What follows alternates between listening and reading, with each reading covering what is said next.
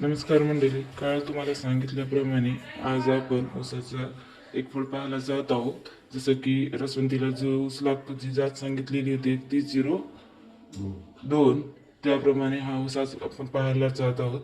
तर पाहू शकता तुम्ही, हा ऊस लांबीला भरपूर लांब असतो आणि त्याचे जर कांडे मोजायला गेलं तर चला तुम्हाला लाईव्ह दाखवते. तर बघूयात कांडे किती आहेत ते. 1 2 3 4 5 6 7 8 9 10 11 12 13 14 15 16 17 18 19 20 21 22 23 24 अशा प्रकारे 24 कांड्याचा ऊस आहे आणि ही जात भरपूर लांब असते. आणि आपण हा ऊस सिलेक्ट केला आहे आणि लगेच याची तोडसुद्धा चालू केलेली आहे. तर आज हा ऊस आंध्रामध्ये ट्रान्सपोर्ट केला जात आहे. बाकीची माहिती उद्याच्या व्हिडिओ